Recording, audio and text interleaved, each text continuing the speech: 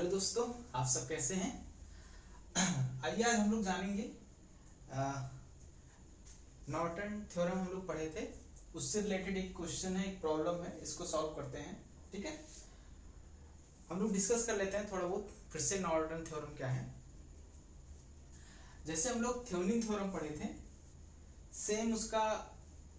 Same उसी की तरह है नॉर्टन थ्योरम हमारा। ठीक है, थेवेनिन थ्योरम में हम लोग क्या पढ़े थे कि जिस पर्टिकुलर ब्रांच में हमें करंट निकालना होता है, हम उस ब्रांच को ओपन कर देते थे और उस जो ब्रांच ओपन किए हैं उसके अक्रॉस हमें वोल्टेज निकालना होता था, जो कि हमारा थेवेनिन वोल्टेज होता था। और जिधर से हमारा ब्रांच ओपन है उधर से ही हम देखते हुए इक्विवेलेंट रेजिस्टेंस निकाल लेते थे पूरे सर्किट का। और इक्विवेलेंट रेजिस्टेंस निकालने के लिए हम लोग क्या करते थे, जो भी हमारे सोर्स हैं उसको हटा देते थे, रिमूव कर देते थे। जैसे वोल्टेज सोर्स है तो उसको रिमूव कर देते थे, करंट सोर्स है तो उसको रिमूव करते थे। वोल्टेज सोर्स को रिमूव करने के लिए हम क्या बताए थे कि हमें क्या करना है, सोर्स को एज इट इज रिमूव कर देना है और सोर्स जो दोनों टर्मिनलों के बीच कनेक्ट है उसको शॉर्ट कर देना है। अगर वोल्टेज सोर्स के साथ में कोई उसका इंटरनल रेजिस्टेंस लगा हुआ है तो उसको लगा रहने देना है, उसको नहीं हटाना है। करंट सोर्स को हटाने के लिए हम लोग क्या पढ़े थे कि करंट सोर्स को रिमूव कर देना है और जो दोनों टर्मिनल है उसको ओपन ही छुड़ा रहने देना है, उसको शॉर्ट नहीं करना है। इस तरह से हम करंट सोर्स या वोल्टेज सोर्स को हटाएंगे, रिमूव करेंगे।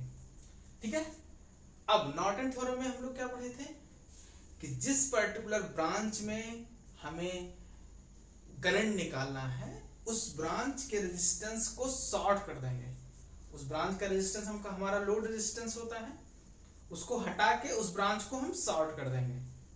शॉर्ट करने के बाद उस शॉर्ट वाला जो वायर है, कंडक्टर है, उसमें करंट निकालेंगे। सिंपल जो भी मेथड है, केसीएल केवीएल से निकाल सकते हैं, सिंपल ओम्स लॉ से निकाल सकते हैं। ठीक है, सीरीज पैरेलल की तरह आप सुपरपोजिशन थ्योरम से भी निकाल सकते हैं।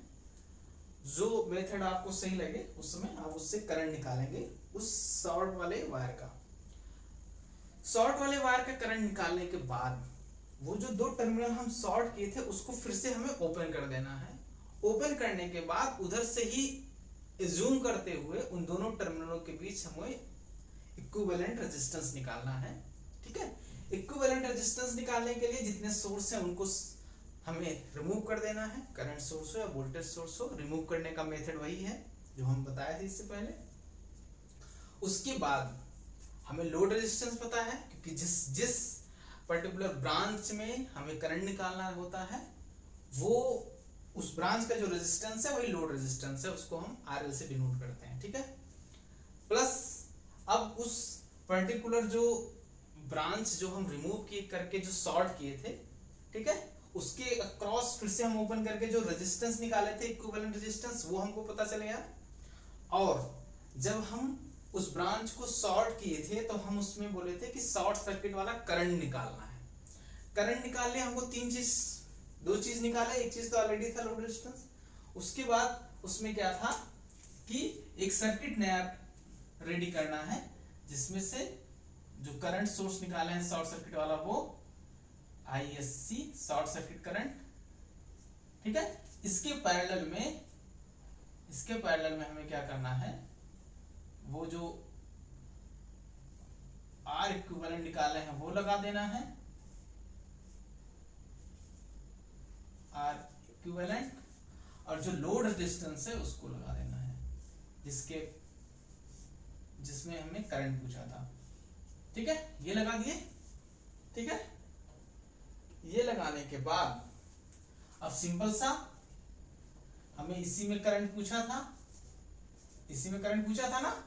अब ये करंट हमको पता चल गया यहां से जो जा रहा है, सिंपल सा जो करंट डिवाइडेशन रूल है उस तरह से इसमें हम करंट निकाल लेंगे। ठीक है, सपोज दैट यहाँ पे I1 करंट जा रहा है, यहाँ पे I2 करंट जा रहा है। ठीक है, अब हमें I2 ही निकालना है, जो I2 है वही RL में जा रहा है। तो I2 निकालने के लिए हम इससे पहले फार्मूला भी बताए हैं कि करंट डिवाइडेशन रूल में I2 निकालने के लिए जो फार्मूला था, टोटल करंट टोटल करंट है ISC शॉर्ट सर्किट वाला करंट इनटू जिस ब्रांच का हमें करंट निकालना है उसके अपोजिट ब्रांच का रेजिस्टेंस। एक ब्रांच ये, एक ब्रांच ये है, इसका अपोजिट वाला ब्रांच ये है, इसका रेजिस्टेंस, यहाँ का जो भी रेजिस्टेंस होगा R इक्विवेलेंट डिवाइडेड बाय दोनों ब्रांचों के रेजिस्टेंस का योग, जोड़, R इक्विवेलेंट प्लस RL। ठीक है, इस तरह से करके हम निकाल लेंगे करंट का मान उस पर्टिकुलर ब्रांच में।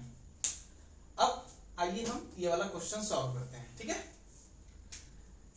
इसका नाम रख देते हैं A B C D E F। ठीक है, इसमें पूछा है कि ये जो C और D वाला जो ब्रांच है इसमें करंट का मान पूछा है।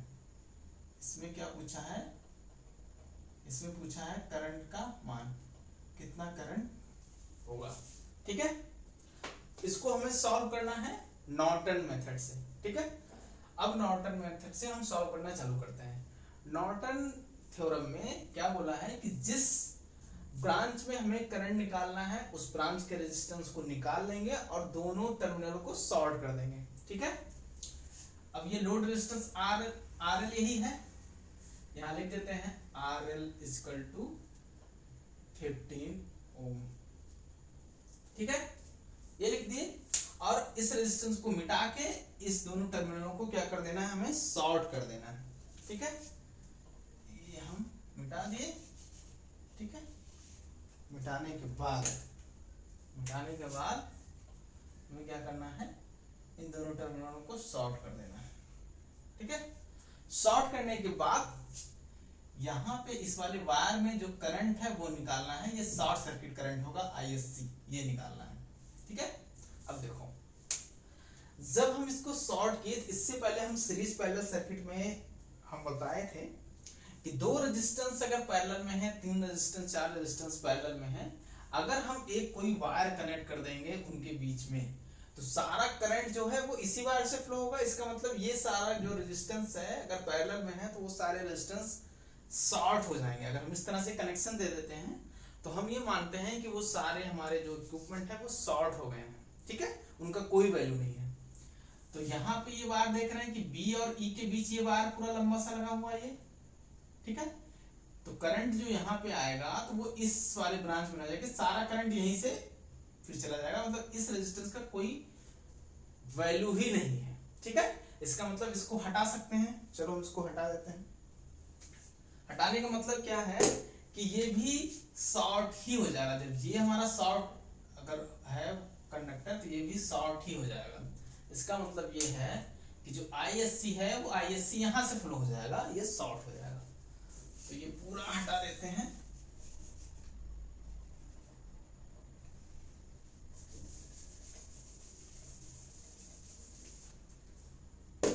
ठीक है, ये पूरा शॉर्ट हो गया यहां से। ठीक है, अब देख रहे हैं अब कोई पैरेलल में है नहीं। अब यहां से जो करंट फ्लो होगा वो होगा हमारा शॉर्ट सर्किट करंट। ठीक है, हमें यही निकालना है। अब शॉर्ट सर्किट करंट इजीली निकाल सकते हैं। देख रहे हैं यहाँ पे एक रेजिस्टेंस 3 ओम का है, एक रेजिस्टेंस इंटरनल रेजिस्टेंस 1 ओम का है और 24 वोल्ट की बैटरी लगी है। तो ओम्स लॉ से निकालेंगे। ओम्स लॉ क्या है, V equal to I into R। ठीक है, हमें I निकालना है तो I इक्वल टू V बटे R इक्विवेलेंट। ठीक है, अब वोल्टेज पता है 24 वोल्ट, R इक्विवेलेंट निकालना है। तो R इक्विवेलेंट निकालने के लिए हम लोग ये भी पढ़े थे कि जब सेम करंट रेजिस्टेंस में, कई सारे रेजिस्टेंस में सेम करंट फ्लो हो रहा होता है तो हम ये मान लेते हैं कि वो सारे रेजिस्टेंस हमारे सीरीज में हैं और उनको हम सीरीज जो कॉम्बिनेशन हम पढ़ाए थे उसी तरह हम उसको सॉल्व कर लेंगे। तो देख रहे हैं कि जो ISC करंट है वो 3 ओम के रेजिस्टेंस में और 1 ओम के रेजिस्टेंस में, दोनों में ISC करंट फ्लो हो रहा है। इसका मतलब ये दोनों रेजिस्टेंस हमारे किसमें है, सीरीज में। तो सीरीज में अगर रेजिस्टेंस होता है तो डायरेक्ट हम उन सारे रेजिस्टेंसों को क्या कर देते हैं, ऐड कर देते हैं। ठीक है, तो इसका जो R इक्विवेलेंट आएगा आर इक्विवेलेंट आएगा वो 3 + 1 = 4 ओम। ठीक है, आर इक्विवेलेंट पता चल गया, वोल्टेज पता है ही हमको 24 वोल्ट। अब हम आई निकाल लेंगे, वही जो आई यहां से निकलेगा यही आई आईएससी होगा, यही आई यहां आया, यही आई यहां आगे चल के शॉर्ट सर्किट करंट कहलाएगा। ठीक है, तो आई = हम निकालेंगे, तो वोल्टेज कितना है 24 वोल्ट है, 24 वोल्ट डिवाइडेड बाय कितना आर इक्विवेलेंट है 4 ओम। ठीक है, 4 × 4 4 × 24, ISC = निकला 6 एम्पियर। ठीक है, I = निकला कितना 6 एम्पियर।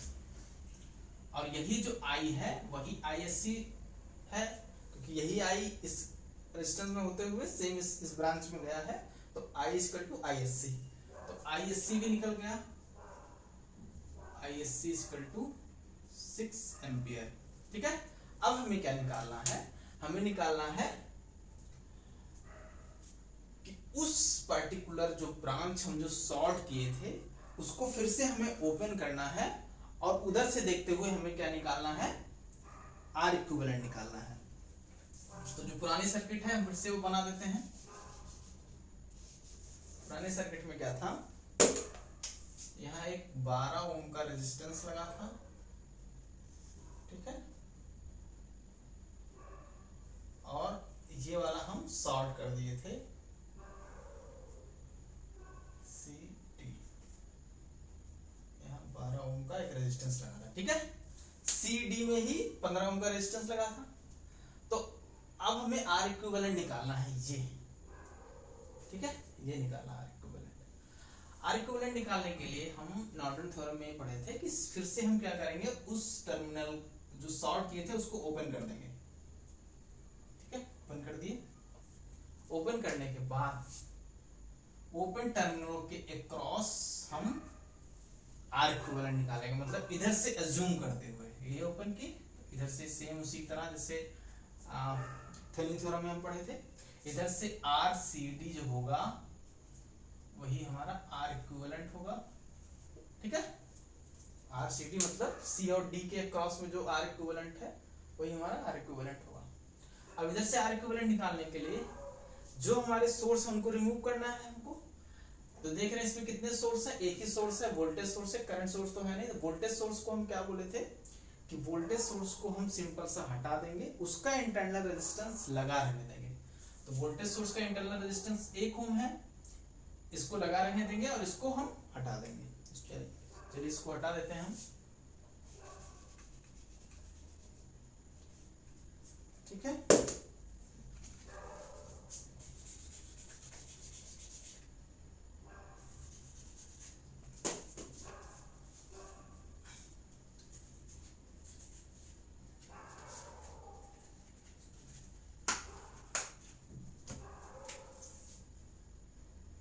सोर्स को हटा दिए और इसका इंटरनल रेजिस्टेंस लगा रहने दिए जो कि है 1 ओम वैल्यू का। ठीक है, 1 ओम। अब इधर से हमें आर इक्विवेलेंट निकालना है, तो इधर से का मतलब है कि हमको अज्यूम करना है कि जो हमारा करंट फ्लो हो रहा है वो इधर से हो रहा है। ठीक है, अब यहां से हम मान रहे हैं अगर इधर से करंट फ्लो हो रहा है, आई इधर से गया, आई यहाँ बी वाले जंक्शन में पहुंचा, इसको दो रास्ते दिख रहे हैं, एक रास्ता ये दिख रहा है, एक रास्ता ये दिख रहा है। एक करंट यहाँ फ्लो होगा, सपोज दैट I1 यहाँ फ्लो हुआ, I2 यहाँ फ्लो होगा। ठीक है, अब देखना है दोनों ब्रांचों में एक रेजिस्टेंस है कि डबल रेजिस्टेंस है। तो देख रहे हैं इस वाले ब्रांच में तो एक ही रेजिस्टेंस, इस वाले ब्रांच में 2 रेजिस्टेंस है, तो इनको एक कर देना है। एक करने का सिंपल सा मेथड है कि I1 करंट इसमें भी फ्लो हो रहा है, I1 करंट इसमें भी फ्लो हो रहा है, इसका मतलब ये दोनों रेजिस्टेंस हमारे किसमें है, सीरीज में है। तो इन दोनों को ऐड कर लेंगे, 3 1 4, और इन जो अलग अलग हैं ये 4 ओम के एक जगह लिख देंगे। ठीक है, 4 ओम का रेजिस्टेंस हम एक जगह लिख देंगे।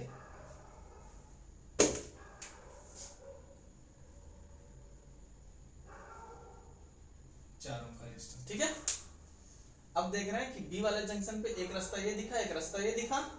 ठीक है, 2 रास्ते दिखे। अब इसको पैरेलल की तरह हम सॉल्व कर लेंगे। पैरेलल की तरह अगर दो रेजिस्टेंस हमारे पैरेलल में है तो उनका आर इक्विवेलेंट निकालने के लिए मेथड क्या है? अगर दो रेजिस्टेंस मान के चलो R1 पैरेलल है R2 के, तब इसका आर इक्विवेलेंट क्या निकलता है? हम जो बताए थे क्या था? R1 into R2 divided by R1 plus R2। ठीक है, अब इसी पे हम पुट कर देंगे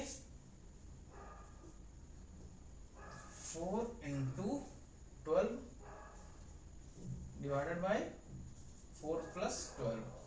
ठीक है, तो 4 इंटू 12 डिवाइडेड बाई 12 4 16, 4 एक 4, 4 चौके 16, 4 4 4 3 12। तो जो आर इक्विवेलेंट निकला वो निकला 3 ओम। ठीक है, आर इक्विवेलेंट निकल गया, आर एल पता है ही, और आईएससी भी हमको पता चल गया। अब यहाँ मिल गया हमको आर इक्विवेलेंट इक्वल टू 3 ओम। ठीक है, अब सिंपल सा जो सर्किट बनेगी, आईएससी की जगह ये 6 एम्पियर आ जाएगा। यहाँ पे आईएससी की जगह यहाँ पे हम बना देते हैं, जो सर्किट हमको लास्ट में बनानी है ऐसे बनानी है, ये आ जाएगा 6 एम्पियर। इसके अक्रॉस में एक हमारा रेजिस्टेंस लग जाएगा आर इक्विवेलेंट वाला, कितना है 3 ओम, और एक लग जाएगा हमारा लोड रेजिस्टेंस, वो लग जाएगा 15 ओम। ठीक है, हमको इसी में करंट का मान निकालना था, इसी में हमको करंट का मान निकालना था IL। तो ये करंट का हम निकालने के लिए करंट डिवाइडेशन जो रूल है क्या है? अगर हमें IL निकालना है तो टोटल करंट 6 एम्पियर है इनटू अपोजिट ब्रांच का रेजिस्टेंस 3 ओम डिवाइड बाय दोनों ब्रांच का रेजिस्टेंस का योग, 3 plus 15 equal to 6 into 3 divided by 15 3 18, 6 का 6, 6 3 18, 3 3 से कट गया 1। तो लोड रेजिस्टेंस में जो करंट जा रहा है वो है 1 एम्पियर। ये हमारा आंसर हो जाएगा। ठीक है, आप लोग इसको नोट कर लीजिए, फिर कुछ और बताते हैं।